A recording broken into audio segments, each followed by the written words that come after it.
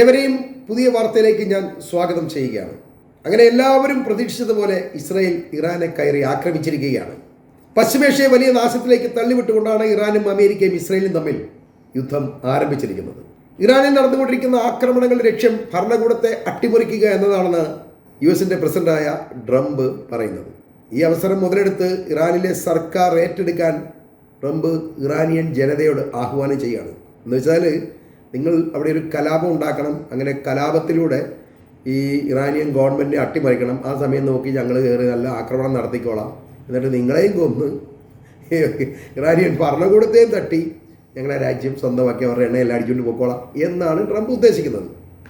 എന്നാൽ ഇറാനികൾ അത്ര മണ്ടന്മാരാന്ന് വിശ്വസിക്കേണ്ടതില്ല കേട്ടോ. അവരാ പണിക്ക് ഇറങ്ങുകയില്ല. പിന്നെ അവർക്ക് നല്ല അനുഭവം ഉണ്ടല്ലോ.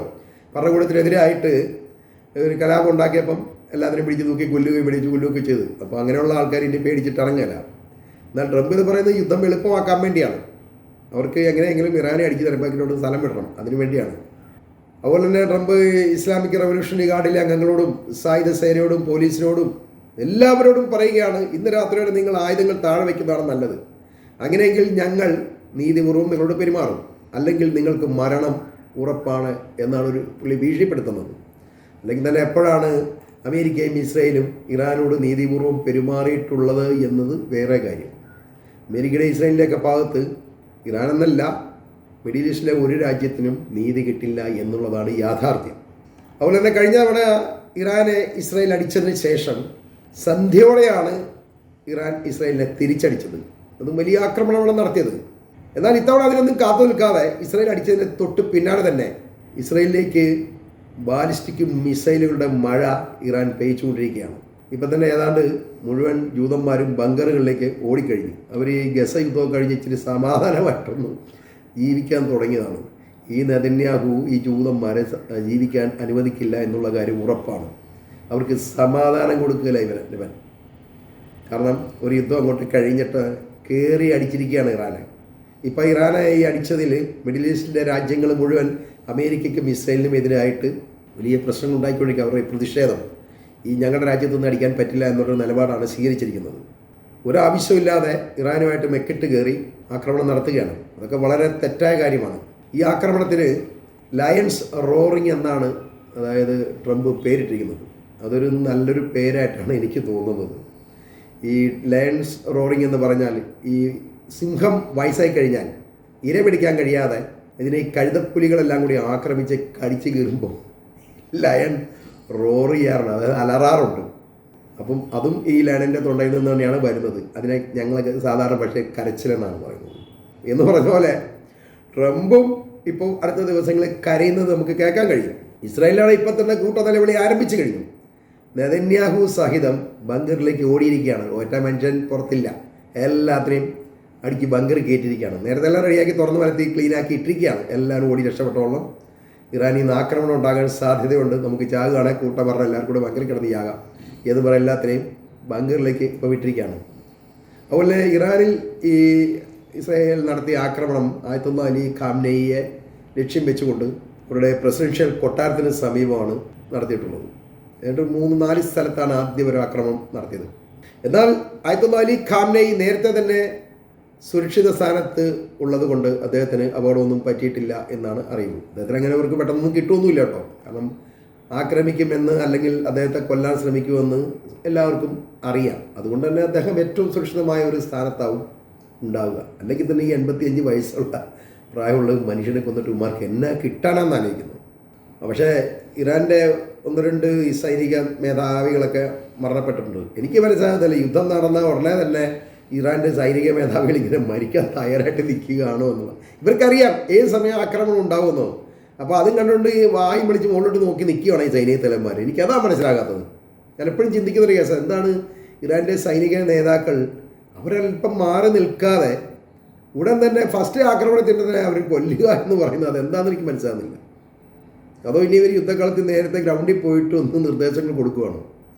അതിൻ്റെ ആവശ്യമൊന്നുമില്ലല്ലോ. ഈ സൈനിക തലവന്മാരെയൊക്കെ കൊല്ലുക എന്ന് പറഞ്ഞാൽ വളരെ ശ്രദ്ധ പിടിച്ച് പറ്റുന്നതാണ്. കാരണം യുദ്ധം പരാജയം എന്നൊക്കെ പബ്ലിക്കിന് തോന്നിപ്പിക്കുന്ന ഇതിലാണ്. അതുകൊണ്ട് അത്തരക്കാരെ ലക്ഷ്യമിട്ടാവും ഇറാനും ഇസ്രായേലും അമേരിക്കയ്ക്ക് ആക്രമണം നടത്തുക. കാരണം അവർക്ക് പേരെടുക്കുകയാണ്, ഞങ്ങൾ ഇറാൻ്റെ സൈനിക നേതൃത്വത്തെ മുഴുവൻ കൊന്നൊടുക്കി, അതല്ലെങ്കിൽ രാഷ്ട്രീയ നേതൃത്വത്തെ കൊന്നൊടുക്കി എന്നൊക്കെ പറയുമ്പോൾ പബ്ലിസിറ്റി കിട്ടും. ഒരു വിജയം അവർക്ക് ലോകത്തിൻ്റെ മുന്നിൽ ഇങ്ങനെ കാണിച്ചു കൊടുക്കാൻ പറ്റും. വിജയിച്ചില്ലെങ്കിൽ പോലും ഞങ്ങളാണ് മുന്നേറിയിരിക്കുന്നത്, കണ്ടോ എല്ലാത്തിനെയും കൊന്നു എന്ന് പറയാൻ കഴിയും. അതിനുള്ള തന്ത്രമാണ് അവർ ഈ സൈനിക നേതൃത്വത്തെയും രാഷ്ട്രീയ നേതൃത്വത്തെയും കൊല്ലാൻ വേണ്ടി ശ്രമിക്കുന്നത്. ഇറാനെ സംബന്ധിച്ച് ആക്രമണം അപ്രതീക്ഷിതമല്ലാത്തത് കൊണ്ട് പരിക്കുകളുടെയും മരണത്തിൻ്റെയും ഒക്കെ അളവ് പരമാവധി കുറയ്ക്കാനുള്ള ശ്രമമാവും ഉണ്ടാവുക. എന്നാൽ വരും ദിവസങ്ങളിൽ ഇസ്രായേൽ ഇറാൻ്റെ കയ്യിൽ നിന്നും എങ്ങനെ രക്ഷപ്പെടും എന്ന് നമ്മൾ കണ്ടറിയേണ്ടതുണ്ട്. ഇറാൻ്റെ പ്രോക്സി സംഘടനകളായ ഹിസ്ബുള്ള, അതുപോലെ ഇറാഖിലെ സംഘം, പിന്നെ ഹൂത്തികൾ, ഇവരാരും തന്നെ ഇപ്പം യുദ്ധത്തിൽ ജോയിൻ ചെയ്തിട്ടില്ല എന്ന് ഓർക്കണം. അവർ കൂടി യുദ്ധത്തിലോട് ചേരുന്നതോടെ അതിശക്തമായ ആക്രമണങ്ങളാവും മിഡിൽ ഈസ്റ്റിൽ സംഭവിക്കാൻ പോകുന്നത്. ഈ ഭയം നെതന്യാഹുവിന് ഉള്ളത് കൊണ്ട് അയാൾ ഇറാനെ ആക്രമിക്കുന്നതിനൊപ്പം ലെബനോനെയും ആക്രമിച്ചു കൊണ്ടിരിക്കുകയാണ്. എന്നാ ഒരു കയ്യിലിരിപ്പാന്ന് ആലോചിക്കണം. ഒരേ സമയത്ത് ഒരാവശ്യമില്ലാതെ പോയ ലെബനോനെ ആക്രമിക്കുകയാണ്. എന്നാൽ ഞങ്ങളെ ആക്രമിച്ചു കഴിഞ്ഞാൽ മിഡിൽ ഈസ്റ്റിലുള്ള അമേരിക്കൻ താവളങ്ങളെ മുഴുവൻ ഞങ്ങൾ ആക്രമിക്കുമെന്ന് ഇറാൻ പറഞ്ഞതുപോലെ തന്നെ അമേരിക്കയുടെ 5ാം കപ്പൽപ്പട എന്നറിയപ്പെടുന്ന ബഹ്റൈൻ കപ്പൽ വ്യൂഹത്തിന് കനത്ത ആഘാതമേൽപ്പിച്ചുകൊണ്ട് ഇറാൻ അഴിഞ്ഞാടുകയാണ് എന്ന് നമ്മൾ ഈ അവസരത്തിൽ മനസ്സിലാക്കണം. അതുകൂടാതെ സൗദി അറേബ്യ, ഖത്തർ തുടങ്ങി മിഡിൽ ഈസ്റ്റിലെ അമേരിക്കൻ താവളങ്ങൾ മുഴുവൻ ആക്രമിക്കപ്പെടുകയാണ്. ഇപ്പോൾ അവർ പ്രതീക്ഷിച്ചതിലും വളരെ രൂക്ഷമായ രീതിയിലാണ് ഇറാൻ്റെ ഭാഗത്തു നിന്ന് ആക്രമണങ്ങൾ ഇപ്പോൾ നടന്നുകൊണ്ടിരിക്കുന്നത്. ശരിക്കും പറഞ്ഞാൽ ഇറാൻ്റെ മുഴുവൻ കലിപ്പും ഈ യുദ്ധത്തിലൂടെ അവർ പുറത്തെടുക്കുമെന്നാണ് തോന്നുന്നത്. ഇത്തവണ ഇസ്രായേലിലെയും അമേരിക്കയും ഒരുമിച്ചാണ് ഇറാൻ്റെ കയ്യിൽ കിട്ടിയിട്ടുള്ളത്. അതുകൊണ്ട് അവർ മാക്സിമം പെരുമാറാനാവും ശ്രമിക്കുക. അതോടൊപ്പം UAE അമേരിക്കൻ എയർബേസ് ഇറാൻ്റെ ആക്രമണം ഭയന്ന് നിശ്ചലമായിട്ട് നിൽക്കുന്നതായിട്ടാണ് ചിത്രങ്ങൾ പുറത്തു വന്നിരിക്കുന്നത്. എന്ത് ചെയ്യണമെന്നറിയാൻ മേല. UAE സംബന്ധിച്ച് അവർക്ക് വലിയ ഭയം. അവർ ഇത്രയും വലിയ ചില്ലു കൂട്ടാരങ്ങളെല്ലാം ഉണ്ടാക്കി വെച്ച് അതിന് 4 അടി അടിച്ചാൽ തീരുന്നേ ഉള്ളൂ. ബുർജ് ഖലീഫയൊക്കെ തറയിൽ കിടക്കും. അതുകൊണ്ട് പേടിച്ചിട്ട് അവരാകപ്പാടെ തകർന്നിരിക്കുകയാണ്. ഇസ്രായേൽ സപ്പോർട്ടാണ് എപ്പോഴും UAE ചെയ്തുകൊണ്ടിരിക്കുന്നുണ്ട്. അതുകൊണ്ട് ഓർക്കണം, അവരവിടെ എയർബേസ് എല്ലാം ഉണ്ട്. അതിലേക്ക് ആക്രമണം നടത്തും എന്നൊരു ഭയം ഇപ്പോൾ UAEക്കുണ്ട്. ഇതുമാരെ നേരത്തെ ആലോചിക്കേണ്ടതാണ്, ചെയ്തിട്ടില്ല. അപ്പം ജൂതൻ്റെ കൂടെ നിന്ന് ഇപ്പം ഇറാൻ്റെ ഭാഗത്തു നിന്ന് അടി കിട്ടുമ്പോഴാണ് ഈ കരച്ചിൽ തുടങ്ങാൻ പോകുന്നത്. നിലവിൽ അവിടെ ആക്രമണം നടത്തിയിട്ടില്ല, ചിലപ്പോൾ അവിടെ ഉണ്ടാകും. ഇപ്പം അമേരിക്കയുടെ വിമാനങ്ങളും മറ്റു കാര്യങ്ങളൊക്കെ അവിടെ നിശ്ചലമായിട്ട് കിടക്കുകയാണ്, ആകപ്പാട് സ്ട്രക്കായിട്ട് നിൽക്കുകയാണ്. ഇറാനെ സംബന്ധിച്ച് ഇതിപ്പോൾ ജീവൻ മരണ പോരാട്ടമാണ് എന്ന് പറയേണ്ടതുണ്ട്. ഇനി ഒരിക്കലും ഇസ്രായേൽ തലവെക്കാൻ അനുവദിക്കാത്ത വിധം ഇറാൻ ജൂതരെ തറ പറ്റിക്കാനാവും ശ്രമിക്കുക. എന്നാൽ ഇറാൻ അതിശക്തമായി തിരിച്ചടിക്കുകയും അമേരിക്കയ്ക്കും ഇസ്രായേലിനും പിടിച്ചു നിൽക്കാൻ കഴിയാതെ വരികയും ചെയ്തു കഴിഞ്ഞാൽ ചിലപ്പോൾ ഇന്നോ അല്ലെങ്കിൽ നാളെയോ ഒരു ഒത്തുതീർപ്പ് ഫോർമുലയുമായിട്ട് യുദ്ധം നിർത്താനുള്ള ശ്രമമാവും ട്രംപ് നടത്തുക എന്ന് നമ്മൾ മിക്കവാറും കാണാൻ കഴിയും. അതിലേക്ക് ഈ നാണമൊന്നും ഇല്ലാത്തതുകൊണ്ട് ചിലപ്പോൾ നമുക്ക് പെട്ടെന്നൊരു കോംപ്രമൈസാണ്, ഞങ്ങൾ യുദ്ധം അവസാനിപ്പിച്ചിരിക്കുന്നു എന്നും പറഞ്ഞിട്ട് ഇവർക്ക് പിൻവലിയാൻ കഴിയും. കാരണം ട്രംപിന് അങ്ങനത്തെ ഒരു കഴിവുള്ള ആളാണ്. പുള്ളിക്ക് ഒന്നും മറ്റുള്ളവർ കളിയാക്കുന്നോ ഒന്നും പുള്ളിക്കൊരു പ്രശ്നമാണ്. റോള് പുള്ളിക്ക് കേൾക്കുകയില്ല. അത് കാരണം ഇറാനോട് പിടിച്ചിരിക്കാൻ പറ്റില്ല എന്ന് കഴിഞ്ഞാൽ പെട്ടെന്ന് തന്നെ ഒരു യുദ്ധം നിർത്തി കളയും. അടിച്ചു നോക്കിയിട്ട് ഒരു രക്ഷയില്ല കേട്ടോ, ഇനി നമുക്ക് തിരിച്ചു പോയേക്കാം, ഇനി ഞങ്ങളൊരു 6 മാസം കഴിഞ്ഞ് വീണ്ടും വരും എന്ന് പറഞ്ഞൊരു പോക്ക് പോകും.